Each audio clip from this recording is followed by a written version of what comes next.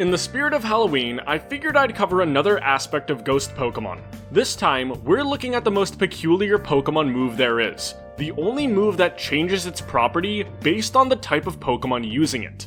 It's a ghost move that wasn't even a ghost move originally, and it's better known for its use by a normal type. Introduced in Generation 2, Curse is a weird one. For a move you'd expect to be exclusive to Ghost, Dark, and Psychic Pokemon, there's a surprising number of seemingly random Pokemon that can learn it, ranging from Onyx to Sunkern to Bidoof, and no Dark type has ever been able to learn the move by level up. Until Generation 5, Curse didn't have a Pokemon type. Instead, it was the non-type of 3 question marks, and it's the only move that's ever had this property. The only other place you'd ever see this type is with unhatched eggs in Generations 2 through 4, and it's been gone from the series completely since the jump to Unova. It's a complete mystery why Game Freak made this odd exception for a move that clearly should have been one of 3 obvious types, and you are free to debate why they did this in the comments. So what does the move actually do? Well, that depends. If you're not a ghost Pokemon, it's fantastic.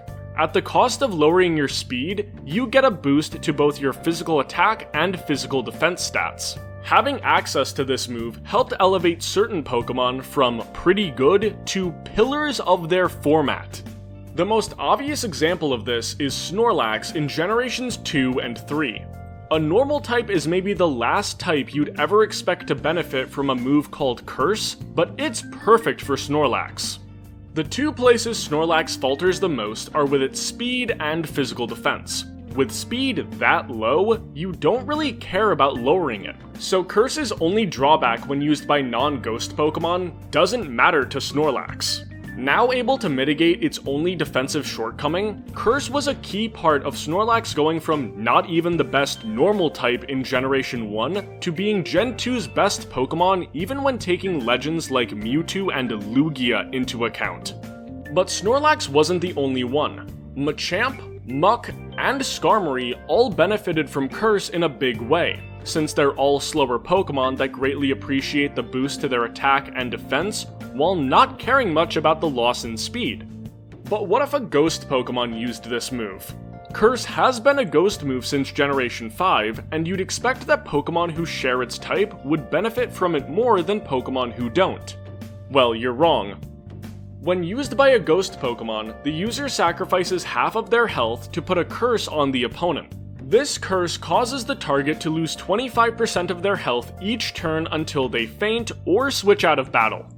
It's a lot less clear when you'd want to use this version of Curse as opposed to the one that just boosts your stats. It's 50% of your health for an effect that can be undone by the opponent switching their Pokemon out of battle, one of the most basic plays you can make at any level of Pokemon, be it competitive or casual. Competitive uses for this type of curse are therefore pretty rare, in large part because there are moves that do the same job but at a much lower cost.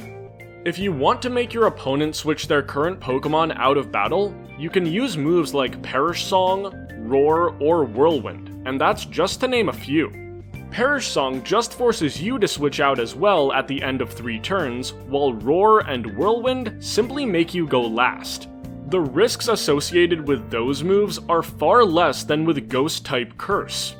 50% of your health is such an insane asking price for a move that only guarantees 25% of your opponent's health.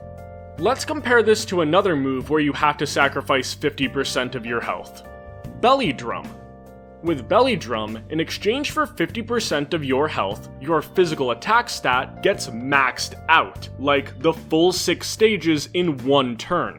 We've seen Pokemon like Charizard and Azumarill terrorize different formats with well-timed uses of Belly Drum. It also helped raise the viability of Poliwrath, Hariyama, Slurpuff, and Satitan. To top it all off, the rich got richer as Snorlax could run it instead of Curse if it felt like playing hyper-aggressively. For 50% of their health, they get to kill everything. For 50% of your health, you get to make someone consider switching out. But surprisingly, there have been the rare instances where running Ghost Curse was a viable strategy. Before Smogon outright banned baton pass chains, Curse was one of the only real ways to stop the strategy before it got rolling, since Curse carries over in the baton pass chain like Perish Song. For those of you wondering about Roar and Whirlwind, abilities like Soundproof and Suction Cups prevented those staple phasing moves from putting a stop to a baton pass team consistently. The first ghost to consistently make good use of Curse outside of that niche function was Spiritomb in Generation 4, running a set where it burned the opponent, cursed them, then used Rest to regain its health. Legendary competitive player Imperfect Luck used this Spiritomb on some notorious stall teams in Gen 4 OU even after Spiritomb was outclassed by the Rotom forms introduced in Platinum.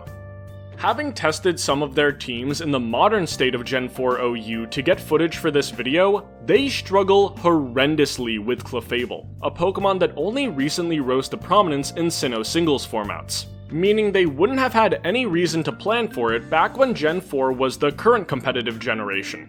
The only other ghost that ever ran Curse with any regularity was Mimikyu in Generation 7, both in VGC and Battle Spot singles. Given the 4v4 nature of both of those styles, playing extra aggressively can be much more beneficial than it is in 6v6 formats because the lack of 2 extra Pokemon heavily limits how much counterplay you can do and makes switching a lot riskier. We've also seen players experiment with Ghost Curse in Generation 9 due to the advent of Terra typings, 2 mixed effects, proving once again that the Ghost version of Curse can be incredibly tricky to use effectively. Curse is maybe the weirdest move in competitive Pokemon history, how it changes its effect based on the Pokemon using it, and how it's so much worse when used by Pokemon that share its typing. I think that in trying to make this move extra unique while not being grossly overpowered, Game Freak shot themselves in the foot.